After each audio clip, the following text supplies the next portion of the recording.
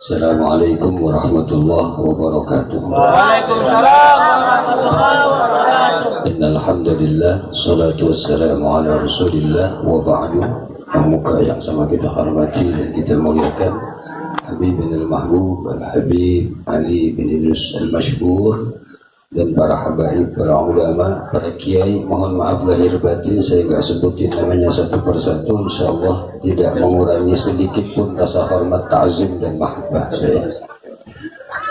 Langsung saja tancap gas, masukin gigi 4, ikan gabus berendam di air tawar, lebih cepat lebih bagus karena perut saya kepada lapar. Udah banyak disampaikan ilmu sama guru-guru kita. Saya hanya kesimpulan saja. Ibadah sholat yang kita lakukan dan ibadah-ibadah yang lain yang kita lakukan tujuannya lillahi ta'ala, karena Allah saja.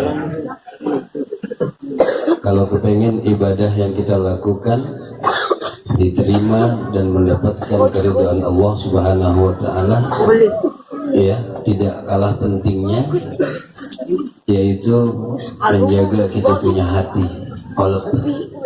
Kata Rasulullah, dalam jasad manusia ada segumpal daging, idza saluhat saluhal jasadu kullu. Kalau dia baik, maka baik semua jasad.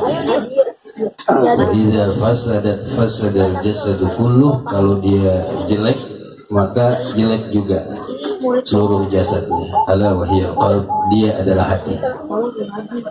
Hati. Jadi hati-hati dengan hati kita. Kenapa saya pengen sampaikan ini 5 menit saja, Pak, Bu, 5 menit saja ya. Ada yang namanya penyakit hati. Yang pertama yang pengen saya sampaikan, ini yang pertama dan yang terakhir. Ada penyakit hati namanya disebut penyakit hasad. Penyakit apa? Hasad itu kalau menurut bahasa artinya dengki atau sebuah kedengkian. Kalau menurut istilah hasad ini, dia nggak suka ngelihat orang lain dapat nikmat dari Allah. Tetangganya dapat nikmat dari Allah, dia nggak senang. Saudaranya dapat nikmat dari Allah, dia nggak senang. Tetangganya beli mobil baru, dia meriang. Tetangganya beli motor baru, dia sakit gigi. Nggak bisa tidur satu hari satu malam mikirin tetangganya dapat nikmat dari Allah. Ini namanya hasad. Nggak senang melihat orang lain dapat nikmat dari Allah. Bahkan yang lebih parah daripada itu, dia kepengen orang yang dapat nikmat dari Allah dicabut nikmatnya oleh Allah. Na'udzubillahi min. Apa guna saya sampaikan ini? Karena hasad ini, kata Rasulullah, ini adalah satu penyakit hati yang menjadi racun dari amal-amal ibadah yang kita lakukan.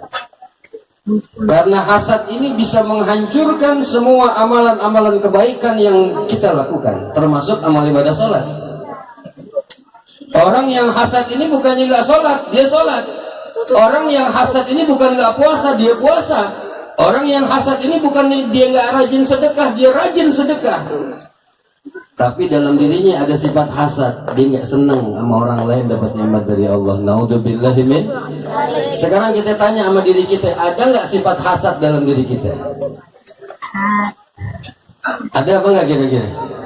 Ada. Kalaupun ada, kita mohon kepada Allah pada malam hari ini di majlis yang dimuliakan Allah Subhanahu wa ta'ala bersama dengan guru-guru kita. Kita mohon kepada Allah, Allah hancurkan semua penyakit-penyakit hati yang ada pada diri kita. Amin.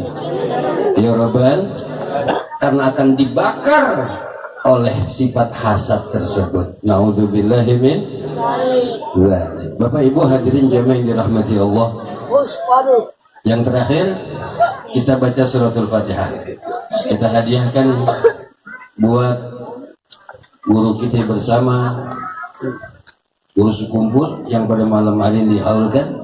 Kita doakan mudah-mudahan Allah angkat setinggi-tingginya derajat yang mulia di sisi Allah Subhanahu wa ta'ala. Untuk orang-orang tua kita yang sudah berpulang ke rahmatullah, guru-guru kita yang ada di lingkungan, ya, Kita mohon kepada Allah, Allah jadikan kuburnya raudhah min riyadil jannah.